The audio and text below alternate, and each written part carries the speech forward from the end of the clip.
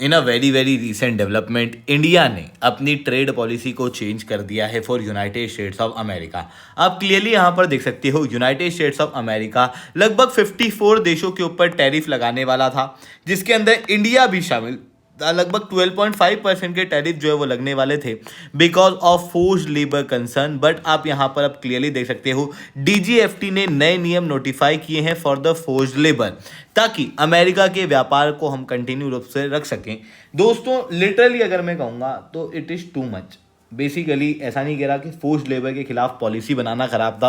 It is very important कि हम forced labour के लिए पॉलिसी बनाएं, बट ये पॉलिसी सोवेरन हो। कब तक हम अमेरिका के प्रेशर में इन पॉलिसीज को निर्मित करते रहेंगे। तो दोस्तों इन सारी चीज़ों को मैं शुभेंद्र चौहान डिटेल में आप लोगों के साथ में चर्चा करूंगा। बट उसके पहले अगर आपको यूपीएससी सीएससी की तैयारी करना है, इंडिया के टॉप एजुकेटर से अनअकैडमी के ऊपर पढ़ना है, it's the right time, you can join us. India के टॉप एजुकेटर्स आप लोगों को कंप्रहेंसिव यूपीएससी सीएससी की तैयारी कराएंगे। Study material, one on one mentorship, test series, ये सब कुछ आपको मिलेगा मार्केट के सबसे कम रेट के अंदर। You can use a code SRC10, जिसके बाद आपको हाईएस्ट डिस्काउंट अवेलेबल होंगे। 50% तक का डिस्काउंट आपको मिलेगा, साथ में मंथली एक्सटेंशन मिलेगा। और यही नहीं दोस्तों, अगर आप इस समय सब्सक्रिप्शन लेते हो और अगर आपका सिलेक्शन नहीं होता तो फिर आप को 100% रिफंड दिया जाएगा अगर आपका सब्सक्रिप्शन 2 साल से ऊपर का है तो। यानी कि अनअकैडमी आपको गारंटी लेके दे रही है कि आपका सिलेक्शन होगा ही होगा। चलिए दोस्तों अब समझने का प्रयास करते हैं यहाँ पर क्या हुआ है। सबसे पहले यूएस प्रेसिडेंट डोनाल्ड ट्रंप ने, आपने देखा होगा, 50% टैरिफ इंडिया के ऊपर अचानक से लगा दिए। ये जो 50% टैरिफ थे वो इंडिया और अमेरिका के रिलेशन को काफ़ी डाउनग्रेड कर रहे थे। और तब से ही आप देख सकते हो डोनाल्ड ट्रंप लगातार इस तरीके के स्टेप्स ले रहे हैं जो कि इंडिया की पॉलिसीज़ के खिलाफ हैं, जो कि इंडिया अमेरिका के रिलेशन को डिग्रेड कर रहे हैं। आप एक तरफ देख सकते हो इंडिया लगातार प्रयास कर रहा है कि अमेरिका के रिलेशन सुधरें, वहीं दूसरी तरफ अमेरिका लगातार यूनिलैटरली ये प्रयास कर रहा है कि इंडिया से रिलेशन बिगड़े। आप क्लियरली यहाँ पर ये डेवलपमेंट देख सकते हो। इतना ही नहीं, जब ऑपरेशन सिंदूर का समय आया था तो उस समय पर डोनाल्ड ट्रंप क्लियरली बार बार कह रहा था कि इंडिया के जेट फूटे हैं, इंडिया के जेट शॉट डाउन हुए हैं। इतना ही नहीं, आप लोगों ने कई सारे स्टेटमेंट डोनाल्ड ट्रंप के ऐसे देखे होंगे जो कि अचानक से इंडिया के खिलाफ हो जाते हैं। But what ever it may be, अगर हम डोनाल्ड ट्रंप को हटा भी दें तो केवल अगर हम ट्रेड की बात करें तो उसके अंदर भी इंडिया ही यूनिलैटरली ये प्रयास कर रहा है कि इंडिया अमेरिका का ट्रेड रिलेशन कंटिन्यू रहे। जैसे 50% टैरिफ लगे थे, उसके बाद में इंडिया ने एक इंटरिम डील साइन की थी जहां पर इंडिया ने अमेरिका के सारे इंडस्ट्रियल गुड्स को फ्री एक्सेस इंडिया के अंदर दिया, पर वहीं कुछ एग्रीकल्चर प्रोडक्ट को एक्सेस नहीं दिया।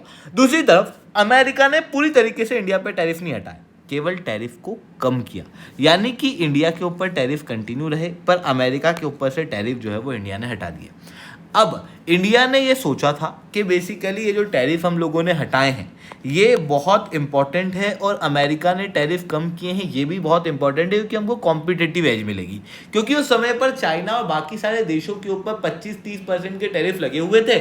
ऐसी कंडीशन में अमेरिका ने जो इंडिया के ऊपर से टैरिफ गिराए उससे इंडिया को चाइना और बाकी सारे देशों के मुकाबले तो बेटर ही फायदा होगा, ये इंडिया ने सोचा था। बट उसके बाद सुप्रीम कोर्ट पिक्चर में आ गया।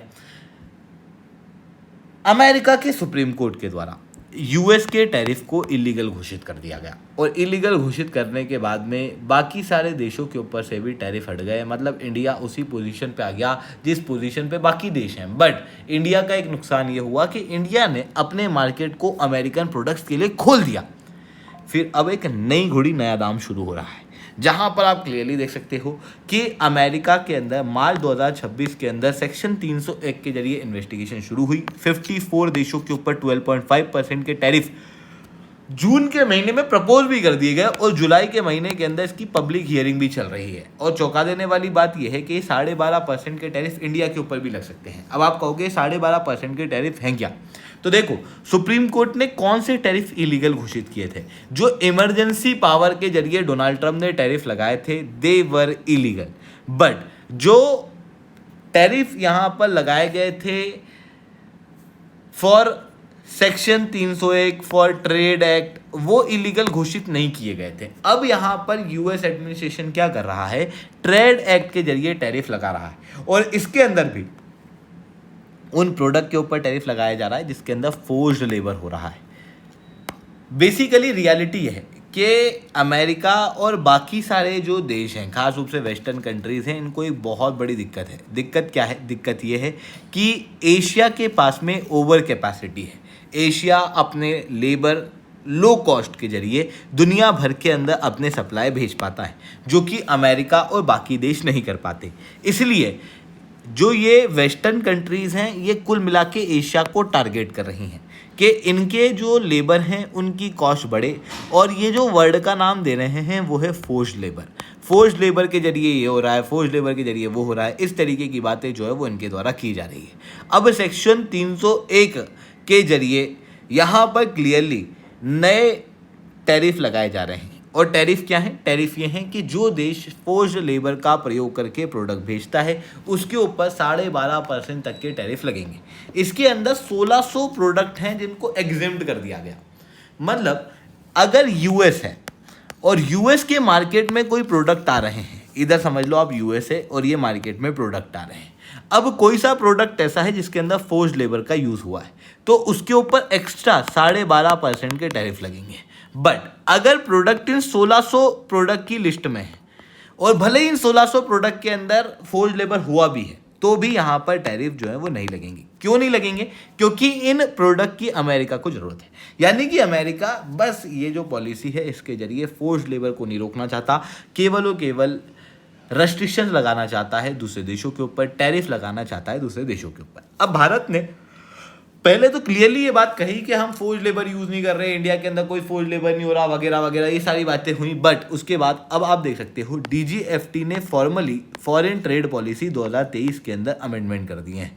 और इन अमेंडमेंट के जरिए क्या किया गया है कि इंडिया के जो एक्सपोर्ट हैं, जो इंडिया से हो रहे हैं, उनको रेगुलरली चेक किया जाएगा और ये चीज़ मेंटेन की जाएगी कि इसके अंदर फोर्स्ड लेबर तो यूज़ नहीं हो रहा।